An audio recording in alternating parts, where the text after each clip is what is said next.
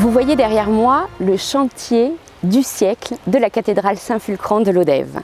L'échafaudage est bientôt terminé, les travaux de maçonnerie vont pouvoir débuter et nous avons souhaité partager avec l'ensemble des Lodévoises et des Lodévois ce chantier, le plus gros chantier réalisé sur la cathédrale depuis le XVIIe siècle. L'opération donc, consiste à restaurer donc, les maçonneries extérieures et intérieures, puisque l'édifice a souffert avec le temps. Il y a beaucoup de pierres qui sont désagrégées, des joints qui sont vidés. Et donc l'opération va consister à remplacer les pierres les plus abîmées en tiroir. On remplace la pierre malade par une pierre saine.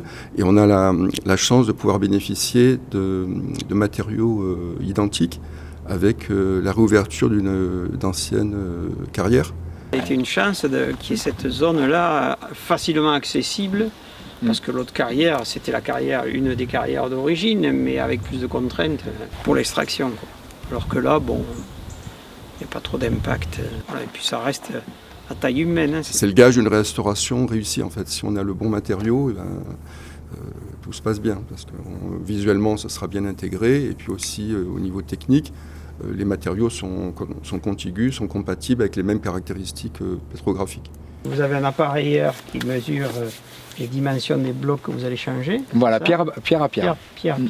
Il vous donne les dimensions, un numéro ou une référence. Oui, tout à fait. Oui. Et vous taillez exactement à la pierre à la dimension exacte. On fait des peines de sucre, voilà, grosso modo.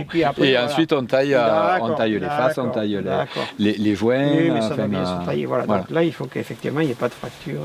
Et il y a quelques pierres qui seront ouvragées. Oui. Il y a des profils de corniche, voilà. Donc là, par contre, là, il faut que ce soit bien sec. Il faut que ce soit d'une part bien sec et pas fracturé. Après, vous avez plusieurs types, parce que vous avez ceux-là qui sont complètement pourris de fer et ceux-là, ça ne tiendra pas. Et vous avez ça qui sont mouchetés plus denses, qui, eux, effectivement, ont une bonne propriété mécanique pour être travaillés et pour résister. En fait, on voit, voyez, ce banc en fait, qui est d'une épaisseur relativement importante. Hein. On doit démarrer là-bas aux alentours d'un mètre, 1 mètre 20. Et ici, on arrive presque à 2 mètres. Après, bon, il y a c'est toute la strate qui est là. C'est ça. C'est cette strate qui est la plus qualitative. Il va y avoir des investigations archéologiques qui vont permettre justement de confirmer des hypothèses, parce qu'il y a beaucoup d'historiens qui se sont penchés sur l'édifice, mais il faut quand même reconnaître que la chronologie n'est quand même pas parfaitement bien connue. Alors là, on fait une première étude préalable à la restauration du clocher, avant que les maçons arrivent, que les échafaudages soient montés. On fait un premier inventaire des vestiges, en l'état, avant toute restauration, donc c'est un inventaire photographique. Premier inventaire aussi qui consiste en la description de ces vestiges. Pour l'instant, on numérote chaque élément, donc c'est chaque fenêtre, chaque mur, tout ce qui est constitutif vraiment du monument qu'on est en train d'étudier. Donc là, à savoir le clocher et les abords directs du clocher, pas la cathédrale. Voilà, on intervient en archéologie préventive, comme le nom l'indique, on intervient systématiquement avant le démarrage des travaux qui vont être invasifs en quelque sorte, qui peuvent donc supprimer certains vestiges qui vont nous renseigner pour comprendre la chronologie et l'évolution du bâtiment. C'est pour ça qu'on intervient systématiquement en amont. On s'est rendu compte à l'occasion de la descente des cloches, de l'engouement qu'il y avait autour de ce chantier de la cathédrale. Énormément de Lodévois étaient là et on se rend compte qu'on est tous très très attachés à notre cathédrale.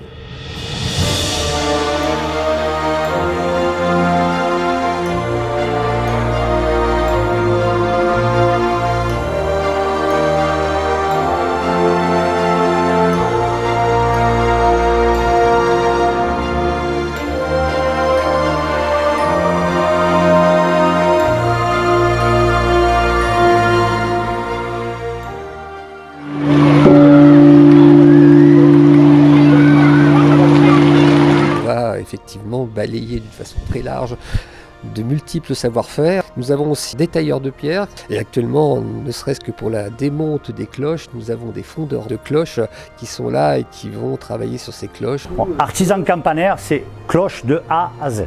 Voilà. C'est de s'occuper que la cloche elle soit fabriquée, qu'elle soit installée, qu'elle soit électrifiée et ensuite le suivi. On va découper le beffroi pièce par pièce, on va démonter ce qui est démontable et la grue viendra récupérer cette partie métallique, cet ancien beffroi qui va partir au service technique de la mairie. Une grosse partie de cette harmonie de cloches vont monter dans nos ateliers pour une analyse musicale à Strasbourg et les 2 grosses cloches vont rester dans la cour du château de l'hôtel de ville, exposées pour la population. On va refaire une charpente en bois, qu'on appelle donc un beffroi en chêne massif, qui va se retrouver dans la chambre en dessous, 20 mètres en dessous, sur lequel il a été reconnu que le beffroi initial était posé, était installé. La pièce qui est au-dessus de la cloche, ça s'appelle un joug ou un mouton, et chaque mouton va être fabriqué pour sa cloche. Nous, on est venus les premiers et on viendra les derniers. Pourquoi? Parce que l'échafaudage va monter, il y a plusieurs lots de restauration de pierre, tout ça. Ça va durer 10-12 mois, je n'ai pas les dates exactes là avec moi.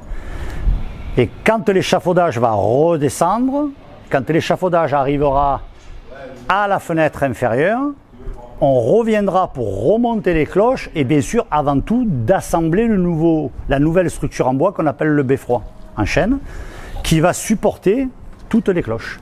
Et on rééquipera tout, on sera les derniers intervenants sur le chantier. Donc vous aurez au fil du temps des vidéos qui vous permettront de vivre de l'intérieur ce chantier et d'en voir chacune des étapes.